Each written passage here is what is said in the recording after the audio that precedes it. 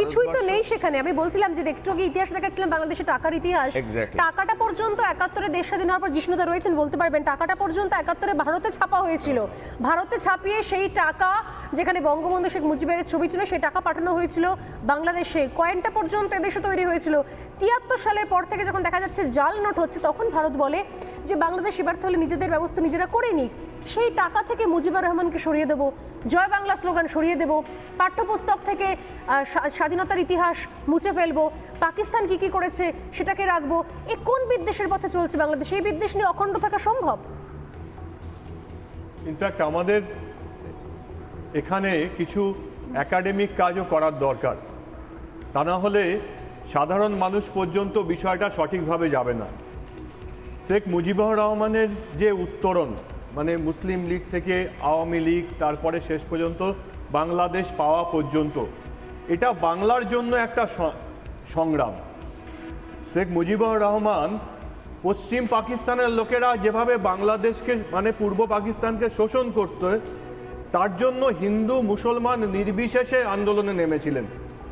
আজকে যে অবস্থায় বাংলাদেশ যাচ্ছে সেটা কেবলমাত্র হিন্দু বাঙালিদের ওখানে শেষ হয়ে যাবেন তাই নয়, বাঙালি ওখানে শেষ হয়ে যাবে। একদম একদম যা হচ্ছে সেটার সঙ্গে আফগানিস্তানের কোনো পার্থক্য থাকবে না। এবং যারা এখান থেকে গর্ব করে বলছেন যে ওটা বাংলা ভাষাটা নাকি বাংলাদেশ হচ্ছে বাংলা ভাষার নাকি পীঠস্থান, আবার তোমরা তার থেকে বেশি বাংলা ভাষার চর্চা আমরা করি। তারা মূর্খের স্বর্গে বাস করে। আমি বাংলা ভাষা তো অনেক আগে থেকে একটু একটু করে সলিল সমাধি হয়েছে। মৌলবাদ আস্তে আস্তে করে যখন এগোচ্ছিল তখনই আমাদের প্রতিবাদ করা দরকার ছিল।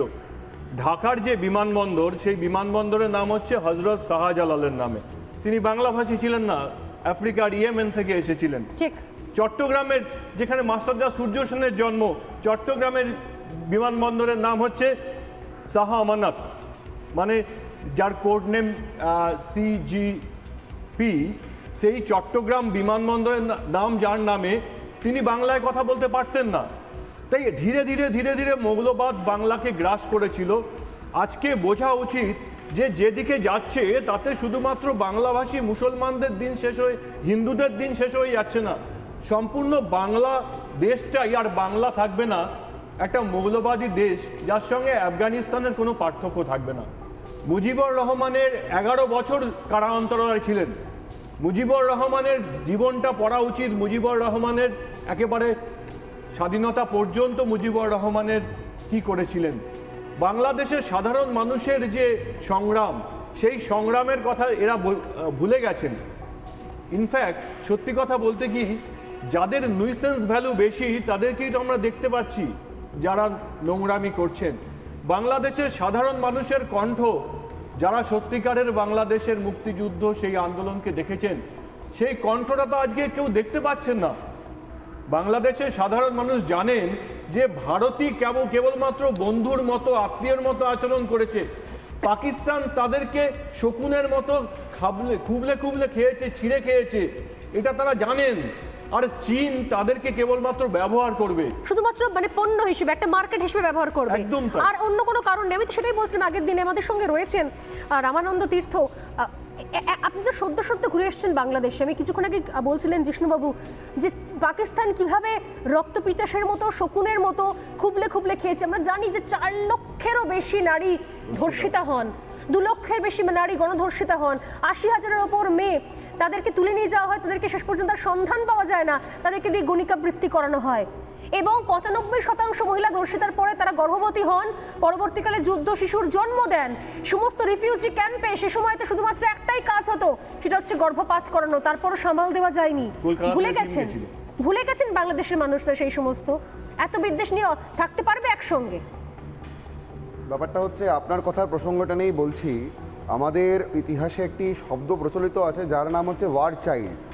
তো বাংলাদেশের যখন মুক্তিযুদ্ধ আন্দোলন শুরু হয়েছিল তখন পাকিস্তানের যারা সেনার প্রমুখ ছিল, অর্থাৎ টিক্কা নিয়াজি, এরা বলেই ছিল যে পাকিস্তানের প্রতিটি মহিলার গর্ভে পাকিস্তানি বীজ ভরে দেওয়া হোক, যাতে এদের পরবর্তী জেনারেশন আমাদের গুণগান করে, এদের আগামী প্রজন্ম যেন পাকিস্তানপন্থী আমাদেরকে আব্বা বলে ডাকে। আমরা দেখতে পাচ্ছি সেটার প্রতিফলন ওদের এই এক্সিকিউশনটা, তখন যে মাস্টার প্ল্যান তারা করেছিল সেটা একদম যথাযথভাবে এক্সিকিউশনটা আমরা এখন দেখছি। আরেকটি ক্ষেত্রে আপনাকে বলি, এই যে মানসিকতা এইটা কেন, আপনারা এই কিছুক্ষণ আগে দেখলাম একটি ওয়াজ মাহফিলে একজন মৌলবাদী হুজুর কিছু বক্তব্য রাখছে বাংলাদেশের মানুষকে স্টিমুলেট করছে। কচুকাটা করা হবে, এটা হচ্ছে ভাষা। এখনো পর্যন্ত 71 থেকে আমরা 24-এ পৌঁছে গেছি, এখনো কিছু হুজুররা প্রকাশ্যে সবাই ভাষা দিচ্ছে যে একে একে সমর্থন করলে, এই হিন্দু সংস্থানগুলোকে সমর্থন করলে কচুকাটা করা হবে। এগুলোর কোনো ব্যবস্থা হয় না, কোনো প্রতিবাদ হয় না, কোনো লিগ্যাল কেস হয় না।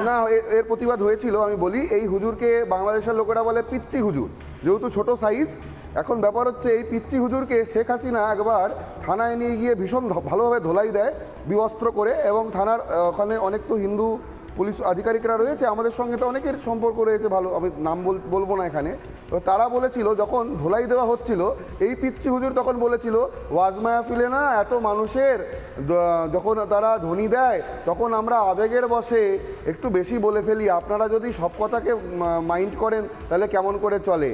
তো এই পিচ্চি হুজুর আবার এখন আবেগের বশে সব বলছে। এখন বিষয় হলো কি, বাংলাদেশের এই যে আপনি বললেন সমস্ত জনগোষ্ঠী মুজিবুর রহমানের মূর্তি ভাঙছেন, তা কিন্তু নয়। বাংলাদেশের এই মাদ্রাসা ছাপরা, যারা মাদ্রাসা ছাপ মোল্লা, এরা মুজিবের মূর্তি ভাঙছে। মুজিবুর রহমান হচ্ছে বাংলাদেশের নেলসন ম্যান্ডেলা, আর তার ভূমিকা কোনোভাবে বাংলাদেশের মানুষ কেন পৃথিবীর কোনো শক্তি বাংলাদেশের স্বাধীনতার ইতিহাস থেকে মুছে ফেলতে পারে না। তবে আমাদের যেটা টেকনিক্যাল ভুল হয়েছে, যেটা আমার মনে হয় ব্যক্তিগতভাবে, এখানে কুণালবাবুরাও আছেন, যে পাকিস্তানি সেনা কিন্তু মুক্তিযোদ্ধার কাছে আত্মসমর্পণ করেনি, পাকিস্তানি সেনা আত্মসমর্পণ করেছিল ভারতীয় সেনার কাছে।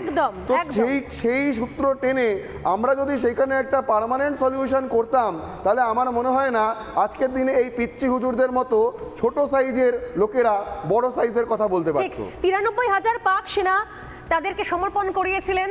ভারতের সেই সময় দায়িত্বে ছিলেন শ্যাম মানিক শ, এবং তা শুধু তাই নয়, তার সঙ্গে প্রায় 17,000 সেনা, ভারতীয় সেনার কিন্তু মৃত্যু হয়েছিল। আমি যে ছবি এই মুহূর্তে দেখাবো, একটা ছবি দেখাবো, যে ছবির মধ্যে দিয়ে বলতে চাইছিলাম যে কিছুক্ষণ আগে প্রশ্ন করেছিলাম যে যদি এতই বিদ্বেষ থাকে তাহলে সেই বিদ্বেষ বুকে নিয়ে কি করে অখণ্ড থাকা সম্ভব? তাহলে কি কোথাও হিন্দুরা যে পরিস্থিতির মধ্যে রয়েছে সেই জায়গা থেকে হিন্দুদের জন্য বাংলাদেশটা ভেঙে আলাদা হিন্দু দেশ হয়ে উঠতে পারে, সম্ভাবনা রয়েছে, সেই দাবিও ভয়ঙ্কর জোরালো হচ্ছে। আমি খুব সংক্ষেপে ম্যাপটা দেখো, বাংলাদেশের যে জায়গাতে এখনো পর্যন্ত লড়াই করে যাচ্ছেন দাঁতে দাঁত চেপে হিন্দুরা, এবং এই ধরনের হুজুররা যেভাবে এখন তাদের বক্তব্য এবং কুচুকাটা করার নিদান দিচ্ছেন, এরপরে এরাও বোধহয় আর থাকবেন না, শূন্য হয়ে যাবে হিন্দু সেখানে, এখনো যদি কিছু কিছু জায়গা রয়ে থাকে। নানা ধরনের কন্টেন্ট দেখার জন্য লাইক করুন, শেয়ার করুন আমাদের ফেসবুক পেজ, সাবস্ক্রাইব করুন আমাদের ইউটিউব চ্যানেল। পাশাপাশি অন্যান্য ব্রেকিং নিউজের জন্য অবশ্যই চোখ রাখুন রিপাবলিক বাংলায়।